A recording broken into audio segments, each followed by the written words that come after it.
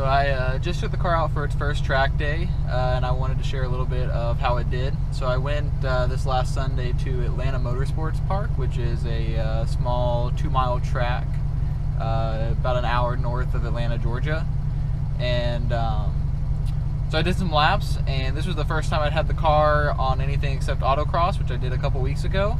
And it actually did pretty good. So I'll throw my lap up here. You can watch the fastest lap. It ran a 1 minute 39 second time on the second session I went out, which I don't have a direct comparison for other production cars, but I think the Spec Miatas run around like a 135 or something like that. So being under 140 is a pretty solid lap time.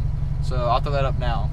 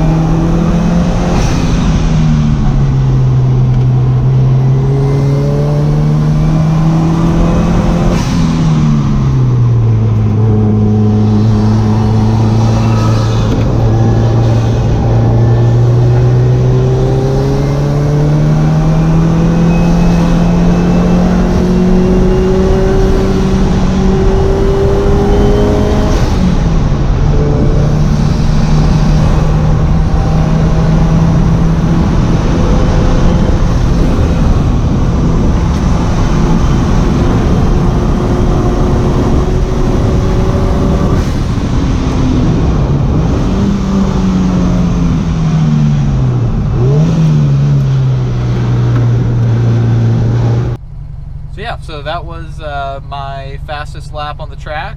Had a lot of fun. It was not perfect, but I was really impressed actually with how well the car did.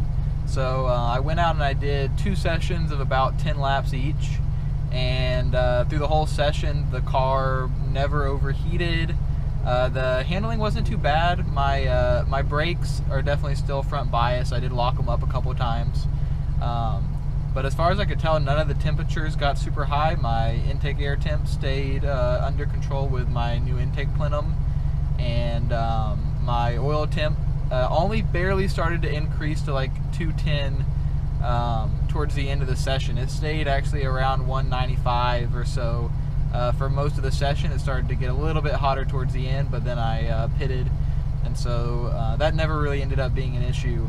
And even oil pressure, which I was a little bit concerned about. There's some big sweepers at the end of the lap at A&P.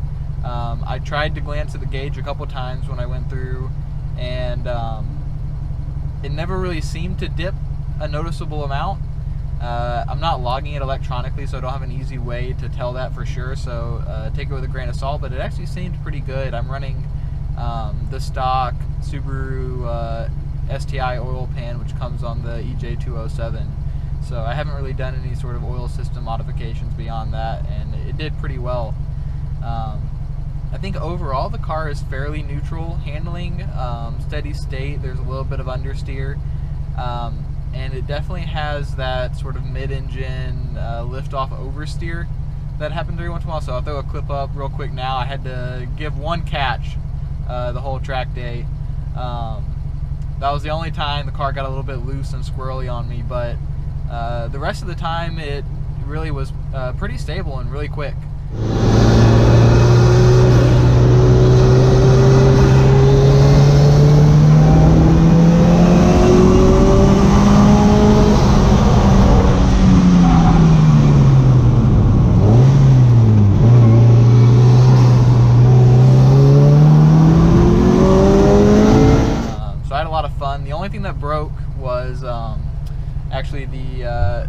driver's interior door handle. It disconnected itself. It no longer does anything. I think that's just the cable getting disconnected from the handle and some of the bumps, like over the curves and stuff. So I'm gonna fix that today. I think it's just got disconnected. I'll see if I can come up with a better way to secure it. The exterior handle still works just fine. And so these are some of the things I have on the car to help with track time. So I have a oil pressure and oil temp gauge here on the left of the gauge cluster. Those are just some analog gauges from Autometer, and so I'm not recording anything from here, but they allow me to keep an eye on it while I'm on track. So I put those in before the track day. I thought that they would be pretty nice to have just for peace of mind, to know that everything is working all right.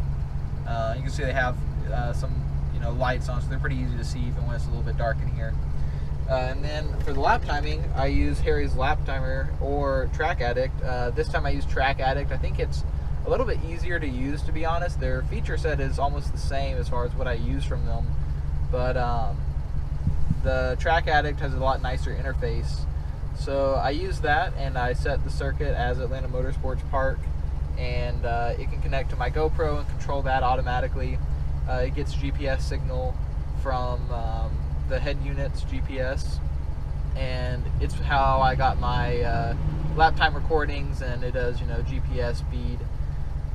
If you had a normal OBD2 compatible car, you could also get all the OBD2 data, which is really awesome. You can get like throttle and brake input and engine RPM and all that kind of stuff in the overlay.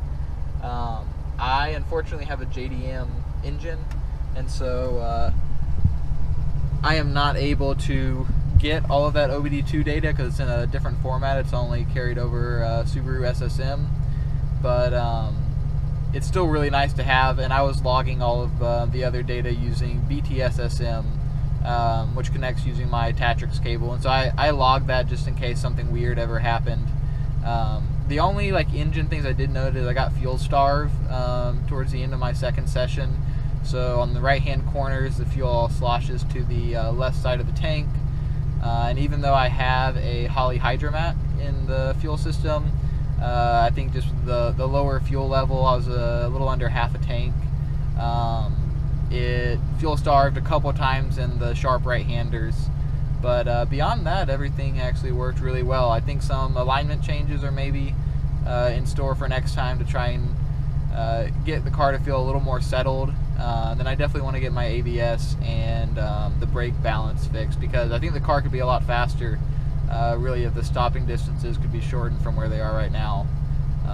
But mechanically, everything seems pretty good. So that was my thoughts on my first track day with the car. If you got any questions, let me know. I'm hoping to get it out to some other tracks, and thankfully, because I'm in Georgia, track season never really ends. So maybe I'll get it to a few more this winter.